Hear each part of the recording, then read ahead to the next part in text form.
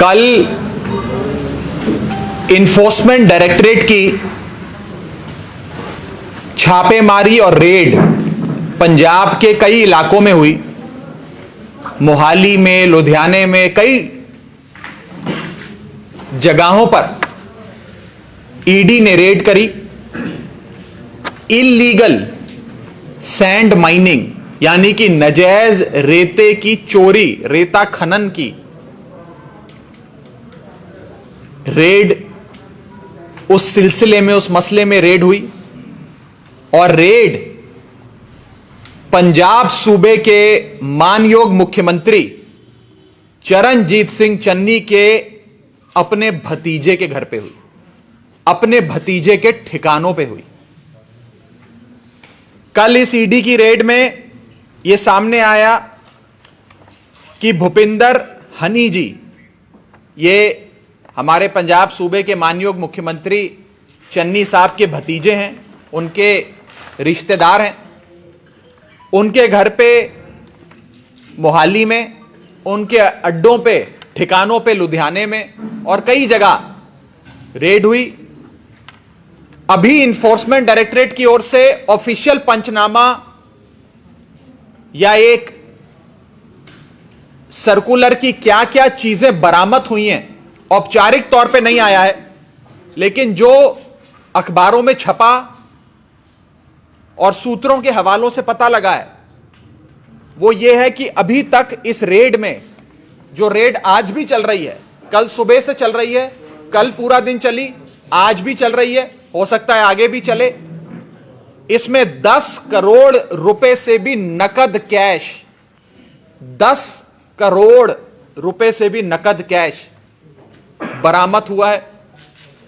चन्नी साहब के भतीजे के अपने घर से करोड़ों रुपए के कैश को बरामद किया गया है।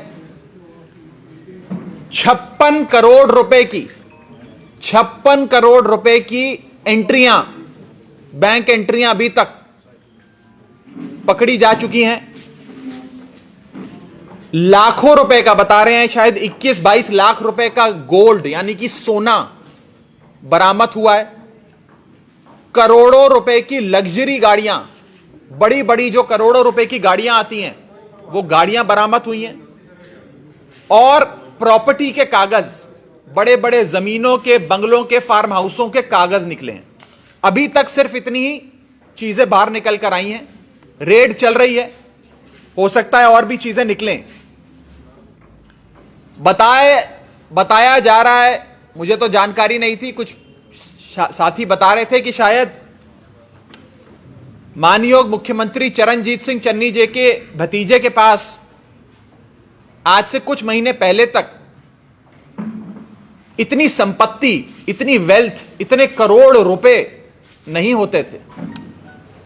और ये सारी चीजें कहीं ना कहीं पिछले 111 दिनों में ही उन्होंने इकट्ठी करी।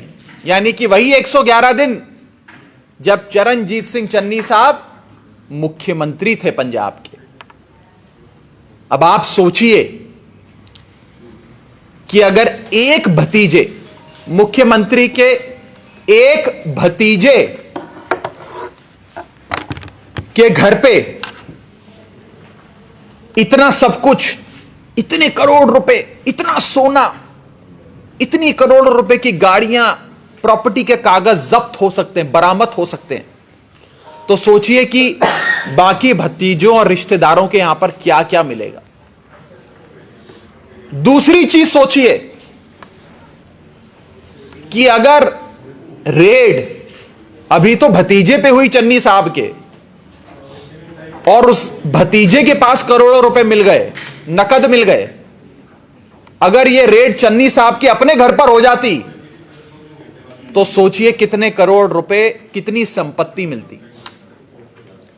और तीसरी चीज सोचिए कि अगर चरणजीत सिंह चन्नी साहब 111 दिन की बजाय 5 साल पंजाब सूबे के मुख्यमंत्री रहे या रहे होते तो कितनी बेशुमार दौलत वो भ्रष्टाचार करके कमा सकते थे, कितनी उन्होंने कमाई होती। अगर 111 दिन में उनके भतीजे के घर से 10-10 करोड़ रुपए सोने, गाड़ियां, 56 करोड़ की बैंक एंट्रियां, कागजात प्रॉपर्टी के मिल रहे हैं। सिर्फ 111 दिन में अगर इतना कमा लिया तो 5 साल में चन्नी साहब कितना कमाते, ये सोचिए।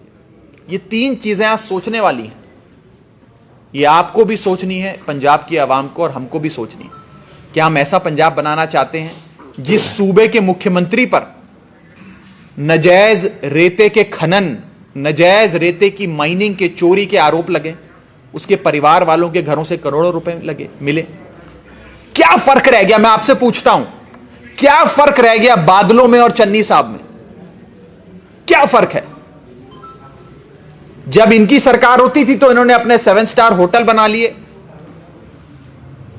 ट्रांसपोर्ट माफिया से लेकर केबल टीवी माफिया शुरू कर दिया। अब चन्नी साहब की सरकार आई तो वो खुद रेता माफिया बनके करोड़ों रुपए कमा रहे हैं। बड़ी बड़ी एजेंसियों की रेडें इन पे हो रही हैं। क्या फर्क रह गया बादलों में और चन्नी साहब में? ये मैं आज पूछना चाहता हूं। और हमारे कुछ 2-3 सवाल हैं। पहला सवाल कि कहां से चरणजीत सिंह चन्नी साहब के भतीजे के पास करोड़ों रुपए, 56 करोड़ की बैंक एंट्रियां, लग्जरी गाड़ियां, प्रॉपर्टी के कागजात, इतना सारा पैसा, इतनी सारी दौलत कहां से आई? पहला सवाल। दूसरा सवाल, चन्नी साहब के परिवार में और कौन कौन है जिसके पास इतनी बेशुमार दौलत पिछले 111 दिन में, मुख्यमंत्री के 111 दिन के कार्यकाल में आई? मेरा तीसरा सवाल, अगर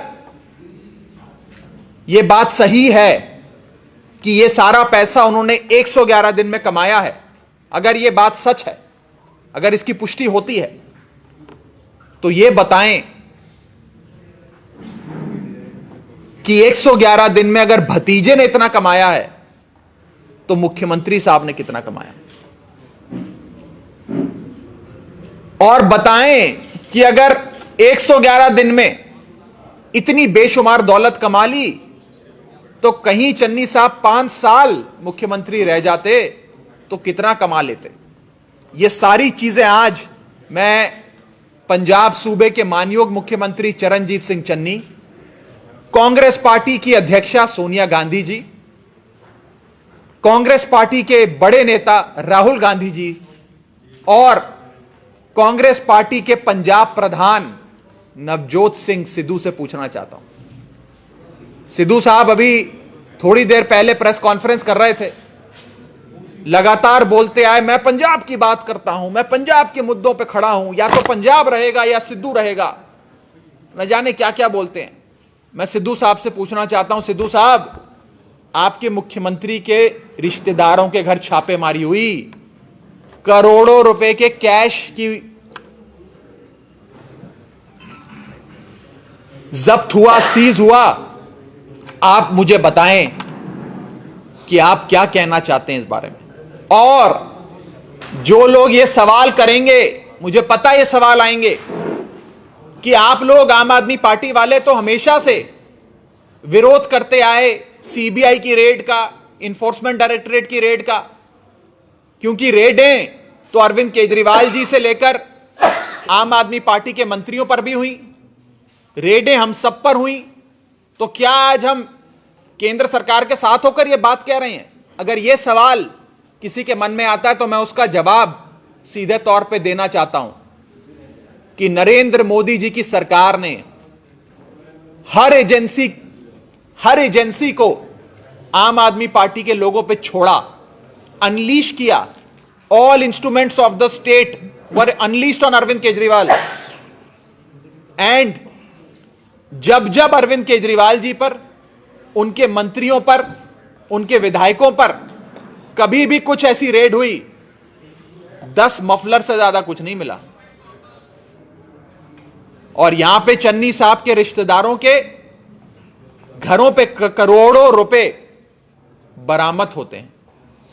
जब अरविंद केजरीवाल पे हमारे प्रधान अरविंद केजरीवाल जी पर रेड होती है तो सीबीआई 10 मफलर बरामद करता है, और चन्नी साहब के भतीजे के घर पे रेड होती है तो सीबीआई 10 करोड़ रुपए बरामद करता है। यह फर्क है आम आदमी पार्टी में और कांग्रेस पार्टी में। मैं ये चीज साफ तौर पे आज कांग्रेस पार्टी के सामने रखना चाहता हूं, पंजाब की आवाम के सामने रखना चाहता हूं। Thank you.